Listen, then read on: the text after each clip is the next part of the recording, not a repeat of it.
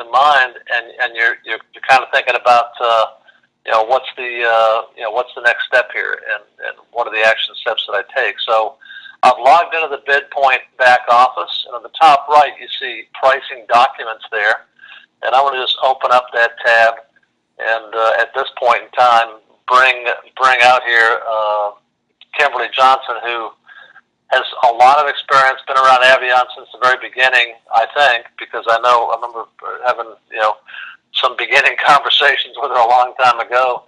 And so she's got a ton of experience and been a big part of making this company, the Avion Energy backbone, what it is today. So, Kim, are you out there? I'm here. Thank you, Rick. All right, so our system allows us to get multiple pricing from multiple energy suppliers. They're going to be competing for our customers' business, which means best pricing for our clients. So once the Bidpoint agent gets the paperwork submitted, well, first of all, the first thing they want to do is to log into the back office, the .net site that you're showing us right here. And on that page, if you'll click over, instead of the This tab, Rick, will you click over to that Training tab? Top right.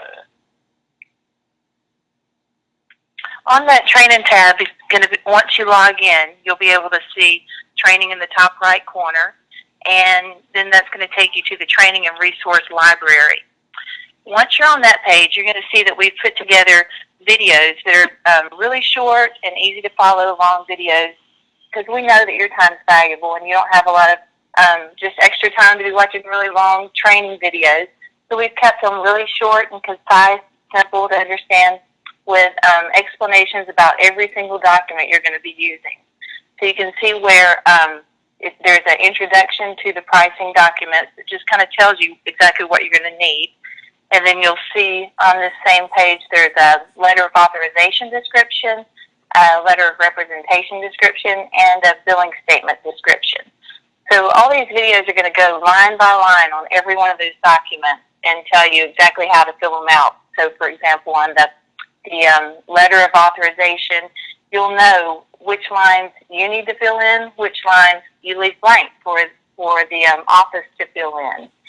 And it'll also give you an explanation of why the different documents are needed. So that if you have that question from the client, then you'll easily be able to answer why you need that document. For example, the letter of authorization, that's the one that we're going to send off to the utility to be able to get the historical usage for the customer so we can get the custom pricing. And the letter of representation, that's the one that is really going to protect you as the agent, because it's going to let the suppliers know that this customer is going to be only shopping through one broker. And then the billing statements, that's going to vary based on the market that you're shopping. Every market's rules are just a little different based on the Public Service Commission rules.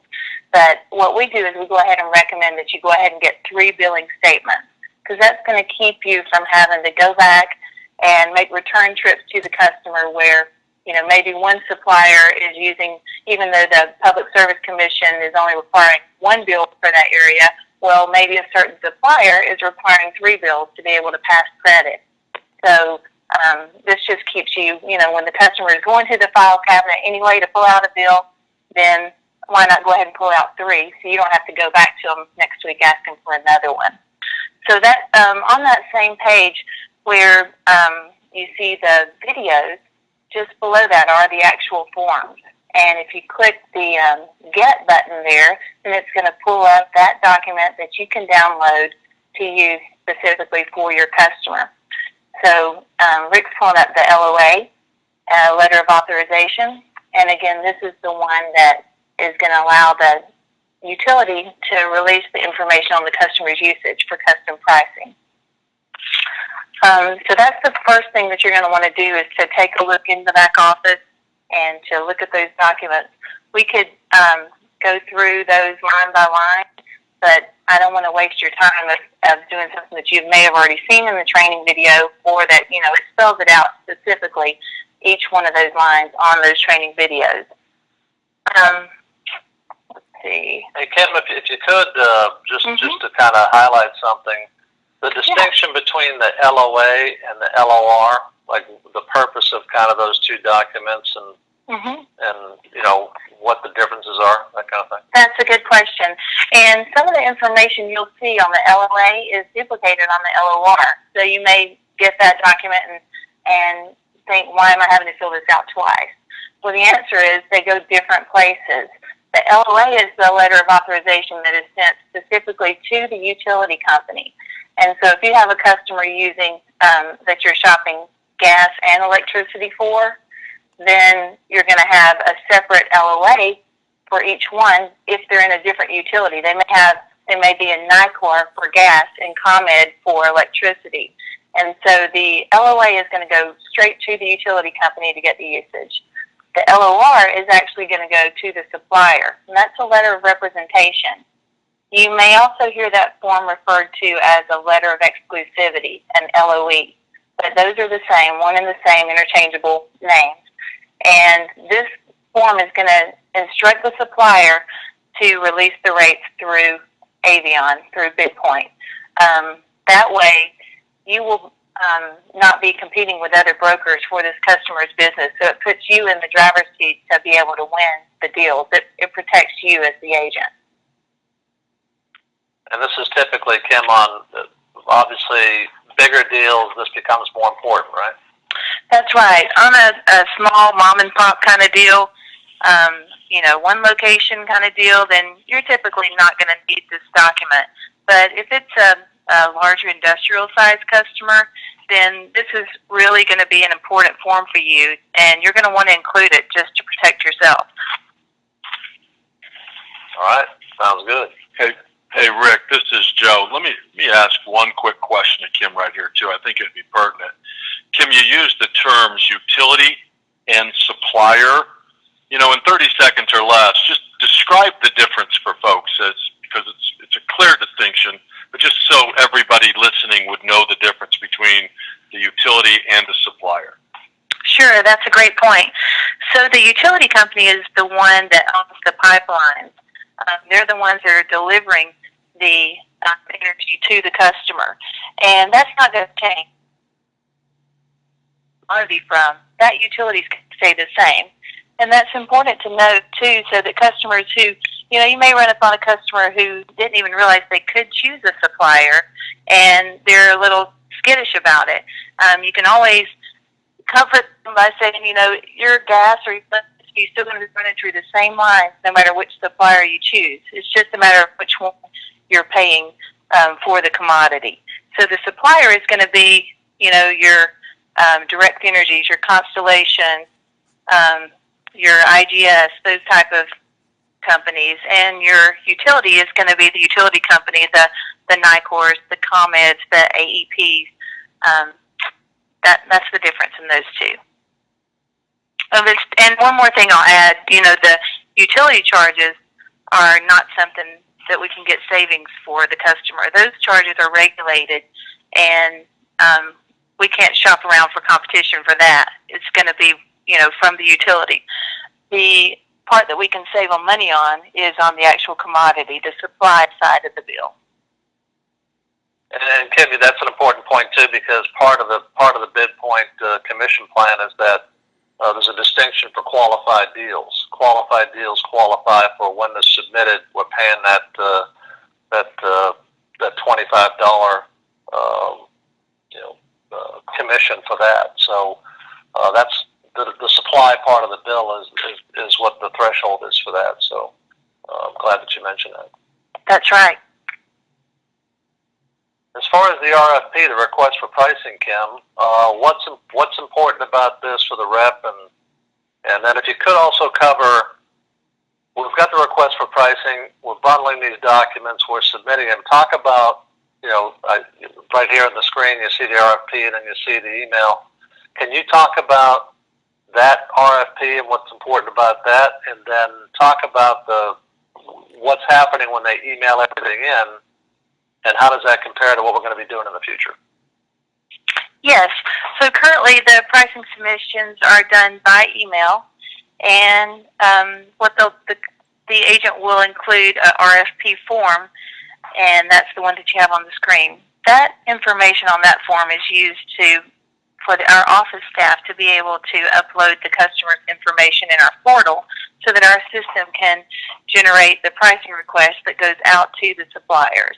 So this information is really important, and it's so important that the agent write legibly on this form. Sometimes, they kind of get in a hurry on this one because this is not a form that the customer has to sign, and so they're thinking, I can just, go fast on this one. Don't go fast on this one because it has all the information that's going to go into the portal, sent out to the suppliers with the pricing request for this customer. So it also has the information about the customer's email address, where the pricing will be sent to that customer directly. And so we don't want to get this wrong. We don't want to mess up and think that we sent a contract to a customer and there was, just you couldn't read the certain letter in the email address. So this form is very important in getting it processed through our system, our patent pending system that really speeds up things with getting rates back to the customers. And also, I suppose the RFP is pretty important for the customer being attached to a specific rep too, right? That's right. At the bottom, be sure to put your name there. Yes, we receive those sometimes with no name at the bottom. This is going to direct us as to who to sign it to, who's going to get paid on this deal. So be sure that you put your name there. That's very important. And you mentioned in the future, we are submitting these things, the agents are submitting them by email, but soon that's going to change and it's going to be submitted through an app in the agent's back office there. Mm-hmm. That'll be exciting times, and everybody needs to know what they're doing by then, right? That's right. We want to talk today, I've got Joe on the phone as well, and we want to talk about, what is Avion's responsibility and what is the rep's responsibility after all this submission happens. And so I was going to go back and forth with Joe here for a minute and talk about, it's a well thought out plan. And after we talk about that, we'll go back to Kim and talk about what's presented back to the customer. But Joe, I know you and I have had many discussions about the division of labor on this and what was going to scale up and make this a big opportunity for a lot of people. And in my mind, the sense of urgency you've built into this process is pretty good. If you could kind of talk about the psychology behind that. Sure. Yeah, sure, Rick. From day one, and Kim will say, because Kim has been around from the beginning, we had a mindset that said we wanted to create an environment where all sides of the equation felt like they were in a win-win-win, from the client side to the field agent side to the company side to the supplier side to the utility side. There's multiple working pieces here. And our background is from the relationship building world, the direct marketing world. So we just knew that we could create a vehicle for individuals to use their sphere of influence to create the conversation around commercial energy. The reason we're here today and not multiple years ago, really twofold. In the beginning 3 years actually, our major focus was on creating the product itself, the actual service itself. In other words, like Kim said, you're going to have people competing for the business no matter what utility they're in. And we started the process of developing the relationships with the large providers, the large suppliers. I know for myself in the beginning, and that's why I wanted Kim to explain it, it was confusing to me. What's the difference between a utility or a supplier or a broker or all of those terms? Well, the bottom line is that the supply side of energy is the side that's deregulated. That's the part we can get at best pricing on. So we wanted to make sure it was effective, and that's why we have so many suppliers now, and it grows every day. But the reason we didn't launch this type of idea was because we also knew that the process had to be efficient. And the same thing that used to take us a couple hours, now because of the patent pending technology with our Direct Connect portal, that same action that used to be all manual now is automated. And the efficiency of getting pricing in and getting pricing back out really is very efficient. And we also knew from the beginning, because it's just kind of our personalities, we never created Avion from the beginning to be a Jim and Joe and Kim and Dawn show. We always created it to be something very large, or the potential of very large. And that's why it had to be able to scale. And today, we have a very defined division of labor, if you will. And that's why our relationship with Bidpoint is so exciting, is because really Avion handles the energy, Bidpoint handles the marketing, and within Bidpoint, the only variable left is now how do we get our service out there. Our value proposition is fantastic. It costs nothing to the client to see if we can get them best pricing, costs nothing to the client to see if they're being overcharged, and we do it very efficiently, but we have to be able to get it in front of clients. And that's why we're so excited about this union of organizations, because everybody who joins Bidpoint really needs to know that their side of this is they are the voice between our service and their client. You know, we're not trying to take over their clients. We don't want to interact with their clients. We don't have to. We'll support any way we need to, but really it's the field agent's job. Do the intro, because hopefully you know the people, and then, you know, through the whole process, get us the documentation correctly, and then when it's time to sign a contract, you know, that business owner knows the individual there, knows the field agent face to face, hopefully. We need the field agent right there in the office getting that paper signed. And Kim will tell you, I mean, she has numerous accounts of field agents that, you know, we've got clients that signed with us 5 years ago, and 5 years in a row they've renewed. So it's a money-making thing, especially done right. And, you know, Avion handles everything we handle on the energy side. Bidpoint handles everything they handle in the structure support and the marketing side. Now the field agent has to, you know, has the relationship, take action step with the relationship, and just help get the whole thing signed. So does that answer that question for you, Rick? That does. That's going to segue us back to Kim and talk about the pricing document, which hopefully you can see up on the screen now. Kim, are you out there? Yes, I'm here. I dropped off, not on purpose, but somehow I'm sure you know the pricing document pretty well, though. Yes. I've got the I've got the example up on the screen. If you could kind of talk about that and what the process happens once this is produced.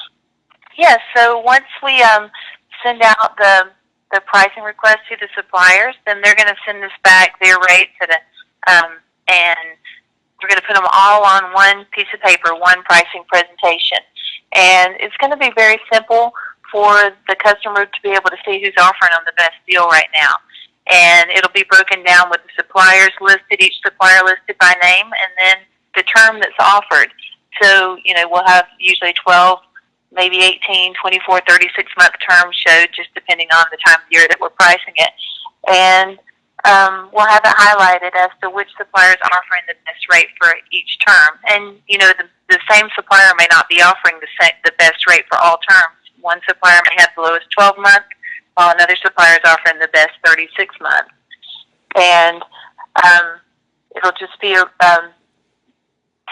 I'm sure you can see in the picture that I can't see, that it's, you know, it's very easy to understand and to see which supplier is offering you the best price. Sure. And Rick, let me jump in here just real quick. You know, the whole idea from day one, Rick, is that the thing that kept us awake at night 5 years ago is we know how special people's relationships are, especially in their business sphere of influence. And we wanted to make sure that we as a company were supporting their relationship with their sphere of influence, not hindering it in any way, shape, or form. So when we started this whole process of creating an environment where, like in the example you have here, 14 different energy suppliers, the reason we wanted to have as many as possible, and then in our mind, all of them, is because, like you see on this document, from provider number 1 to provider number 14, there's a 24% spread. Well, the truth of the matter is, if you got rid of the top 5 or 6, the most expensive, and if we would have said, we're going to stop and only have 7 or 8 here, the spread is still pretty significant, and it just never fit for us. And making it user-friendly, because, again, we want to be able to scale. I remember when we had the conversation of the color coding, and they now outline in color which is the best price. So even the field agent and the client themselves, they don't have to look at all those prices and try to figure out in their own brain 5 decimals to the right, which is lower, which is higher. I remember when they came up with that, and it's just an ingenious idea. And if you actually see the font is even a little bigger. It kind of sticks out in support of the client and the field agent and the efficiency of the entire process. We have some that are even more.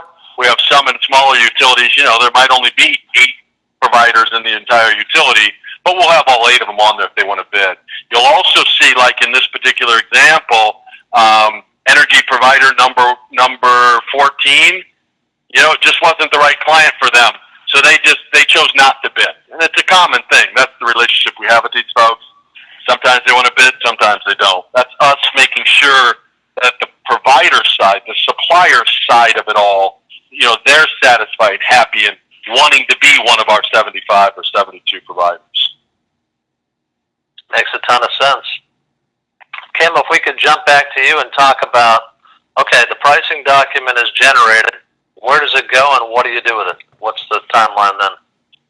All right, so we've got the pricing document, and it's going to be sent out to the customer, and the agent is also going to be copied on that, so they will know when it goes out to the customer. The customer is going to receive it. The pricing is market sensitive, and the rates change daily. The market fluctuates every 15 minutes, but the suppliers normally will guarantee their pricing for that same day. So when your customer looks at the price presentation, they need to look at it knowing that they need to act on it today to secure that rate. Now, we understand that the customer's schedule, may or may not be busy that day. So it's no big deal if they're not able to act on it that day. They can just get the price refreshed for when they are ready to sign. And normally, the markets, we don't see big, huge fluctuations or dips in the market, rises in the market from day to day. From one day to the next, it's going to be very similar, if not the same price. There may be, it may go up a couple of mils or down a couple of mils from one day to the next. A mil would be like 0.001 difference. But it's going to be a good indicator when they get this price presentation. It's a good picture of where the market is, so they can choose. I want to go with Direct Energy at their 36-month rate, or whoever's showing up lowest on there. And that way, unless they're putting it off for a week or two of signing, then they'll have a good picture and know which way they want to go if they're waiting to sign it tomorrow. But if it's, if it takes more time, they have to get this reviewed by a board and get somebody else to sign off on it and things, then that's fine too. We'll just refresh the pricing. We'll send one of these out with the understanding that they send back an email. They can reply to the email if the price presentation came to them and say, I want to go with the 6 months. Then get the contract and send that out directly to the customer. And again, that's going to be a time-sensitive document that has to come back the same day because, tomorrow if the rate goes up, the energy provider is not going to take that hit and just give them the lower rate from the day before. So we have to get those back same day. And if it's a circumstance where the customer is not able to sign that day, we let them know that. When we send out that contract, we put it clearly in the email body saying, this is time sensitive and you have until 4 or 4:30, depending on the market, to get this document back signed to us to secure this rate. So Kim, if I could jump in with a question here. So when you see this pricing option and then basically this goes to the customer then chooses the supplier, then you generate the contract, correct? That's correct. That's right. Okay, so they respond to you that they want Constellation or whatever it might be, and then you then generate a contract for Constellation either that day or whatever day they choose. Is that right? That's right. If they say I want to go to Constellation, but not to be able to sign until Friday, then I lost you a little bit there. then they'll have the understanding that the rate may be a little different on Friday, but we'll still send them that contract, and they'll have to approve it before, they'll have to sign off on it. It won't be any change in the rate that they don't know about. Gotcha. Okay. Well, that makes a ton of sense, and I know from experience that certainly does help close the deal if they see a price they like, and it creates a sense of urgency. And of the submissions that you guys have, and either Joe or Kim can answer this, because I know in my previous experience in other companies, the close rate was probably 60 to 65%. You guys seem to run quite a bit higher than that. Why is that? I'll be happy to jump in, Rick. The bottom line, when you're in an environment and you have the top 10 or the top 12 or the top 20 of the largest suppliers in the utility bidding on something, and you have 20 different prices competing against each other, or in this example, 14, of the top 14, one of them are going to be the best price. And, I will say it on record, we get it 100% of the time. If Jim Sharon was on the phone, he would come up with that one that we didn't, or 90. But it is just 99.9% of the time done right. We always find the best price, and we get the deal.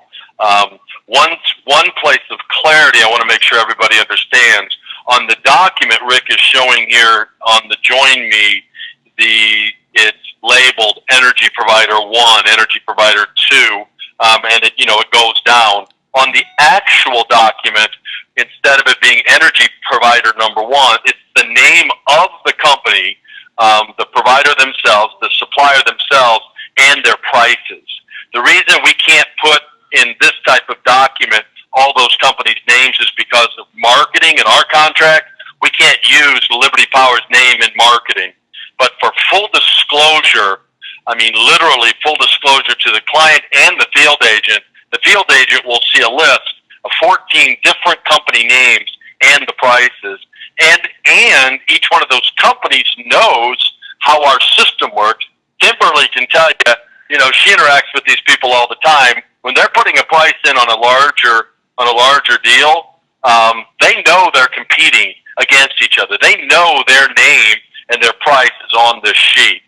So, which basically just supports the entire circumstance to come out and to weed out the lowest price possible, for the client. That's who our interests are for, is finding the lowest price for the client. Well, last question I have for you, Joe, is the renewal rate is a very high one. I'm sure it has something to do with best pricing too. And what is the current renewal rate at Avion, and how long has it been that way? Our current renewal rate on clients that go through the process, additional times is 91%, documented 91%. And here's the reason why. Think about if you're one of these 14 suppliers and you happen to be one of the bidders in the Pico utility for a large Clarion hotel on the south side. Its bill was about $30,000-$40,000 a month, pretty large client. And let's say you were one of the 14 suppliers. Well, the good news is one company won, and the client got best pricing. The bad news is 13 other companies on this list, they didn't win, okay? Now, why they don't mind being on our list week in, week out, even though they don't win them all, is because we can give them industry and information. Think about it. If you're Liberty Power and you're in South Florida and you're trying to get a price comparison of competitiveness in South Philadelphia, Pico region, how would you do that? Truly, how would you ever find out how your competitors are pricing things? Well, in our circumstance, the one company who wins, we can't share who the company is, but we can share the price point. This particular deal on the Clarion, the price point was in the 7 somewhere. We saved them a bunch of money, and we were able to let the other 13 or 14 suppliers who didn't win, we let them know what they lost by, how much the actual bid was. So they're happy. Now, 21 months into a 24-month contract, or 9 months into 12 months, or 33 months into a 36-month contract, our system automatically sends out an email to the client, to the field agent, to the broker, to the admin person saying, hey, look, fantastic news. You've had a great price. Now it's time to renew. So we start that process 90 days, 60 to 90 days ahead of time. And, the bottom line, those 13 suppliers who lost the first time around, the next time they're in the hunt for a large client like this particular example, the Clarion, they're going to even get a better price. Now, how we work it with the current provider, the current supplier, they always get last look. So let's say that supplier who won 2 years ago, they're at 7.1 cents. Well, the market shifts, and now pricing isn't at 7 cents. The market's going up, and it does. It goes up and down. Now, let's say that 2 years later, the most competitive price out there is higher than it was 2 years ago at 7.5. But the winner wasn't the original provider. We always give that original provider last look. If they can match the winning quote, they keep the client. And and Kimberly might correct me here, but there's a large percentage of the time where the client or the providers say, hey, look, we can't match that. We hate it. We're going to lose a client, but we can't match it. Again, that's a way that we keep the relationships with our large suppliers, at an even keel, at an even bay. They love working with us, and we love working with them. And the renewal rate is so high because, we always have a large group of people, large group of suppliers wanting that business, and the exposure to the client is automatic and in the system. So the great news too, Rick, with high renewal rates, it means strong, real residual income. And that's why this entire adventure was created years ago, was to create an environment where people could build a book of business with putting effort into it. It would create them income forever if they continue to work it. And with such a high renewal rate, the residual income created this year kind of stacks upon itself year after year after year. You're not always creating new clients every year. You're not starting back at zero every year. You build on your book of business, and 91% plus of the book you have this year, you start next year with that, and then the following year. And that's why Avion's, we've been at a vertical growth really from day one. So because our renewal rate is so high. Right. Well, if you've got compound renewals, I'm sure there's another word for that because those two words. I'm sorry, compound residual. That's kind of a back and forth there. Sure. But, Kim and Joe, I appreciate you guys taking the time, and I know a lot of this is really you learn the process and go through the process a couple of times, and you roll from there. We as an organization feel like by the time we really get a rhythm doing this, then the portal will become opened up and we're ready for it. That should all hopefully come together around the same time. And I know this, and I want to share this with everybody. I've been with several companies in this industry. There is no one else doing what we're doing the way we're doing it. I mean, it's very unique. When you consider you're doing something unique in a $1 trillion industry, there's probably an opportunity in there. So I want to thank everybody for being on the call today, especially Kim Johnson and Joe Mediga. And I hope everybody has an awesome day and an awesome week. And let's go recruit some folks and write some business. Thanks, everybody.